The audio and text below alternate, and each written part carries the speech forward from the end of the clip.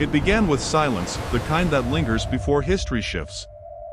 The Red Sea stretched beneath the fading light, calm on the surface but alive with tension below.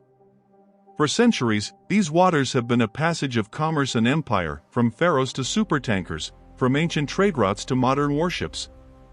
And on one October evening, they became the stage for a new kind of confrontation, one that would mark the future of naval warfare.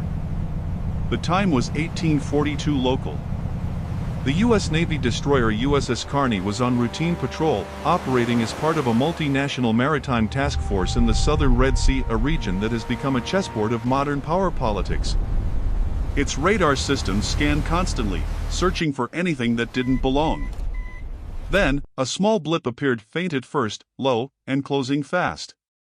At that moment, the crew didn't yet know they were witnessing a new chapter in maritime warfare. They only knew something was coming toward them, unidentified, unresponsive, and deliberate. The contact was confirmed by the ship's Aegis combat system. An unidentified aerial vehicle, approaching at low altitude, too low for a commercial aircraft, too stable for a bird, too controlled for a drifting balloon. Protocols were followed. Hails were issued across all channels. There was no reply.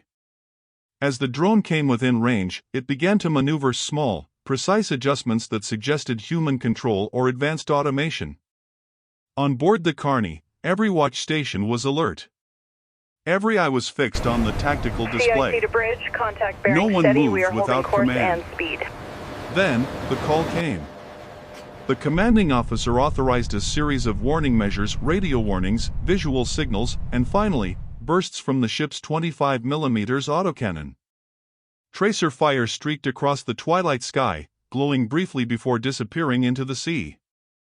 Still, the drone advanced. At 4 kilometers, less than 3 miles, it shifted course directly toward the destroyer's bow. There was no more ambiguity. It had crossed from unknown to hostile. The order was clear. Engage. An SM-2 missile launched from the Carney's forward deck, a bright column of fire cutting into the darkness. For seconds later, the radar confirmed impact. The drone disintegrated mid-air, its fragments scattering into the Red Sea. No casualties. No damage. But the message was unmistakable. The world's most advanced navy had just fired on a drone launched from one of the world's poorest regions. The engagement was over in moments, but the reverberations were immediate. Within hours, U.S. officials confirmed the drone's origin: territory controlled by Yemen's Houthi movement, an armed group backed by Iran and at war with the Saudi-led coalition for nearly a decade. The Pentagon reported that intelligence had traced the drone's launch site to a coastal region near Al-Hudaydah, an area long used by the Houthis for maritime harassment and weapons testing. What looked like a single interception soon evolved into a larger question. Was this a warning? An accident? Or part of a calculated campaign?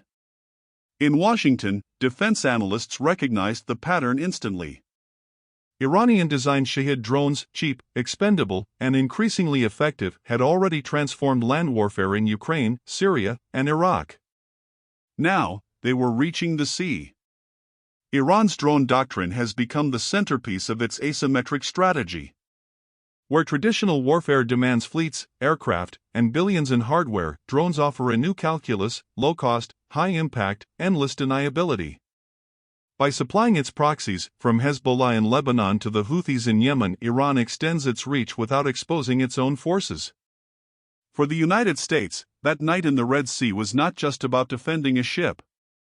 It was about defending credibility. Every engagement like this becomes a test of deterrence. If a U.S. destroyer does nothing, it risks appearing weak. If it shoots, it risks escalation. The balance between restraint and response is razor thin, and that night, the Carney chose to act. But the significance runs deeper. The Red Sea is more than a stretch of water, it's one of the world's most strategic arteries. 10% of all global trade, nearly $1 trillion in goods, passes through the Bab el-Mandeb Strait each year. Oil, gas, food, electronics all flow through this narrow passage between Yemen and the Horn of Africa. Control it, and you control the economic lifeline between Europe and Asia. That's why the Red Sea has become a shadow battlefield where global powers test each other's limits without open war. Iran's use of the Houthis to pressure this corridor isn't random. It's deliberate, a way to signal to Washington, Riyadh, and Tel Aviv that Tehran can disrupt the world's trade with little more than a few drones and a launch pad. In military terms, the drone destroyed by the Karni may have been primitive compared to U.S. systems. But strategically, it accomplished something far greater. It forced a superpower to react. $1 million missile used to stop a drone worth less than a pickup truck. That imbalance, offense cheap, defense expensive, defines the modern era of conflict. It's the mathematics of the 21st century battlefield. And it favors those who can produce endlessly, cheaply, and with plausible deniability. Iran has perfected that model. By distributing its drone blueprints and manufacturing know-how to allies and proxies, it has created what intelligence officials describe as a networked drone ecosystem. Each local actor, the Houthis, the popular mobilization forces in Iraq, Hezbollah, becomes a node in that network, capable of independent action yet aligned with Tehran's broader strategy. Beyond the immediate military lens lies an economic one. Every time a warship fires a missile, global shipping companies take notice. Insurance rates for vessels transiting near Yemen spiked the day after the incident. Freight costs rose. Shipping routes adjusted westward towards safer waters. The world may not have felt the explosion, but it felt the tremor in prices. This is the unseen cost of modern warfare, where a single drone can nudge global trade. For Iran, this is leverage. It doesn't need to sink ships, it only needs to remind the world that it could. That uncertainty is power in itself. For Washington, it is a reminder of endurance.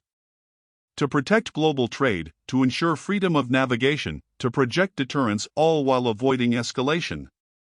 Each of those objectives demands presence. And presence is expensive. The Karni's intercept also underscores a deeper reality: technology has democratized warfare. A decade ago, drones were exclusive to major powers. Now, they are available on open markets, components bought online, assembled locally, guided by software anyone can download. The line between military-grade and civilian-grade technology has blurred beyond recognition. This democratization changes everything. It empowers smaller states and non-state actors, eroding the traditional advantages of superpowers. It transforms oceans into contested zones not through fleets, but through algorithms. The Red Sea, in this sense, is a laboratory where the next doctrines of maritime warfare are being written in real time. And the Karni's engagement was one experiment in that ongoing evolution. Yet the story also reveals something more human. Behind every radar screen, every missile launch, every press briefing, are sailors watching, deciding, reacting. In those seconds between detection and engagement, they bear the weight of consequence. To act too soon could trigger escalation. To act too late could cost lives. In that narrow window lies the burden of command in the modern age, a blend of discipline, judgment, and trust in the unseen. For the crew of the Karni, the incident ended without damage or injury. But for military planners, it marked a line crossed. The era where drones were confined to land warfare is over. The sea, once ruled by ships and submarines, is now part of the drone battlefield. Future wars may not begin with fleets clashing, but with waves of unmanned systems skimming across the surface, sensors, decoys, and explosives all networked through satellite links. The battle for the sea is becoming a battle for bandwidth, data, and electromagnetic dominance. And that shift changes not only tactics, but the philosophy of war itself. When machines fight machines, deterrence becomes data-driven. Victory becomes an equation of reaction time, signal clarity, and artificial intelligence. And the human, for all his valor, becomes the overseer rather than the warrior. The Red Sea drone incident, then, is not an isolated confrontation. It's a signal of the transition underway from the industrial age of war to the informational one, where the decisive weapon is not the missile, but the code that guides it. Where every engagement leaves behind not just debris, but data. In the aftermath, U.S. commanders emphasized vigilance. Pentagon officials stated that similar incidents are likely to increase as drones proliferate across conflict zones. And they're right. Once technology escapes the monopoly of major powers, it never goes back. Already, global navies are adapting. Britain's Royal Navy is testing autonomous interceptors. China is developing drone fleets for electronic interference and coastal defense. Russia is deploying maritime loitering munitions in the Black Sea. Even smaller nations like Turkey and South Korea are exporting advanced drone systems at record rates. The balance of naval power is shifting not by tonnage or firepower, but by data superiority and automation control. The Carney's encounter will be studied in war colleges, simulated in training exercises, and debated in policy rooms for years to come. Because it poses the question every admiral must now answer: how do you maintain sea control when the sky is full of small, invisible threats? And beyond that, what does deterrence mean when machines, not men, make first contact? The Red Sea remains calm today. But calm, in geopolitics, is only the surface. Beneath it flows a current of rivalry and adaptation where every signal, every launch, every interception becomes a message and a silent conversation among nations. The USS Carney did what it was trained to do: defend, deter, and endure. But in doing so, it revealed a truth about the modern world: that the boundaries of conflict have dissolved. The sea, the air, and the digital realm are now one battlefield. And every encounter, no matter how brief, becomes part of a larger struggle to define who controls that invisible space. In the end, the Red Sea incident was not just a clash between a ship and a drone. It was a confrontation between eras, between the legacy of naval might and the emergence of algorithmic war. Between visible deterrence and invisible attack. The Carney's missile struck its target. But the real battle continues in laboratories, in code repositories, in the electromagnetic shadows that surround every modern fleet. The future of war at sea will not be decided by who builds the largest ship, but by who commands the smallest signal. And as the Red Sea returns to its uneasy calm, one truth remains: the age of drones is no longer coming, it's here. And every navy, every nation, every strategist must now learn to live, fight, and survive beyond the horizon of human control. Because the next time an unidentified object appears on radar, the question will not be what is it, but how many are behind it. And when that moment comes, the silence before detection will no longer feel like peace, but the sound of a world holding its breath.